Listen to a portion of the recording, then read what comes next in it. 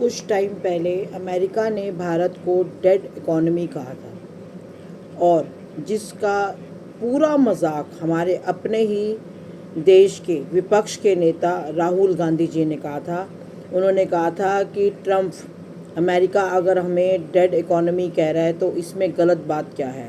वाकई में ही एक मोदी जी को छोड़ के सब जानते हैं कि भारत एक डेड इकोनॉमी है।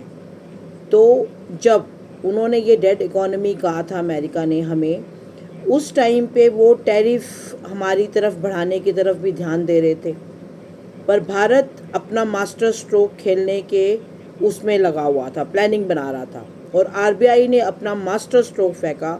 उसने बोला कि मैं एक सर्कुलर जारी करूंगा जिसमें क्या कि जो जितने भी जो बैंक्स हैं उनको एक अथॉरिटी लेटर दूंगा कि वो वॉस्ट्रो अकाउंट खोल सकते हैं।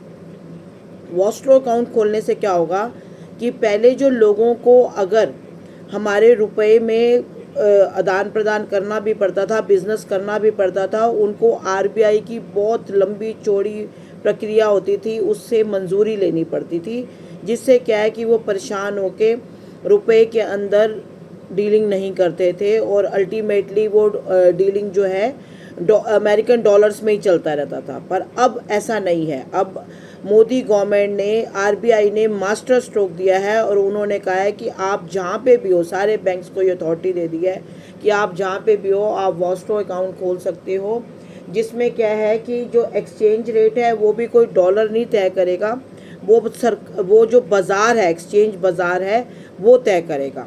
और जैसे कि फॉर एग्जांपल अगर आपने सपोज रशिया से कोई जो इंडियन जो इन्वेस्टर है उसने रशिया से कुछ ख़रीदा है, तेल ख़रीदा है, कुछ ख़रीदा है, तो वो क्या है कि रुपए के अंदर ट्रांजैक्शन कर सकता है। वो वही पैसा जो भारतीय बैंक हैं उसके अंदर अपना जमा कर सकता है और बाद में उसने कुछ इंडिया से ख़रीदना है तो वो उसी बैंक से पैसे निकाल कर दे सकता है।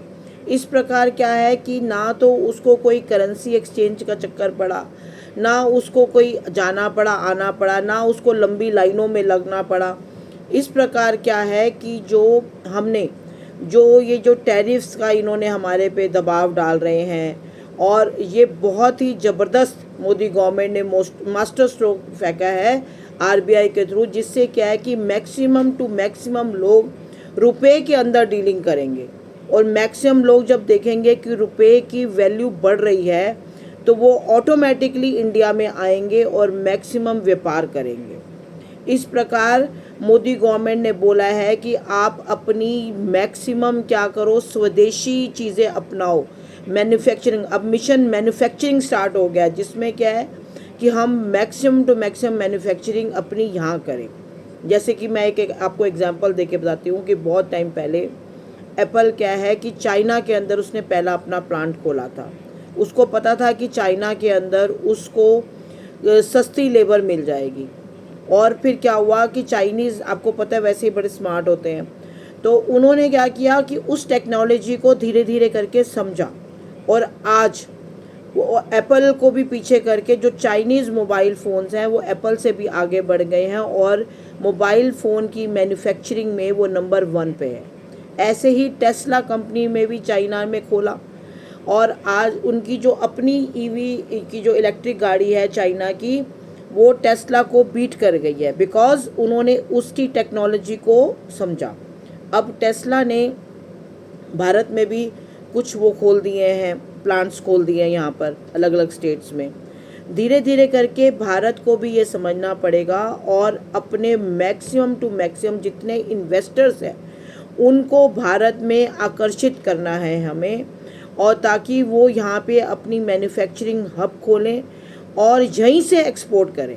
जिससे क्या है कि जो ये ट्रम्प ने हमारे ऊपर टैरिफ का दबाव डाला है, हम झुकेंगे नहीं। हम अपनी ही क्षमताओं को बढ़ाएंगे, हम अपनी ही मैन्युफैक्चरिंग को बढ़ाएंगे, हम अपने ही रुपए को तेज करेंगे।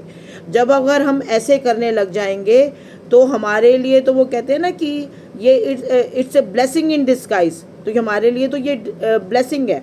और जब से ये आरबीआई के ये रूल्स आ रहे हैं तब से क्या है कि पहली बार 92 ईयर्स के अंदर डॉलर बहुत ज़्यादा गिरा है। पहली बार वो कोविड में भी इतना नहीं गिरा था जितना आज की डेट में गिर रहा है।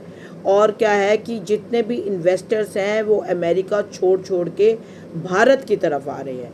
तो भारत क्या है कि जो ट्वीट्स और भाषण दे दे के ट्रम्प को जवाब नहीं दे रहा, वो अपनी नीतियों से, अपनी स्ट्रेटजीज से, अपनी financial strategies more and more बना के इस तरीके से करारा जवाब दे रहा है।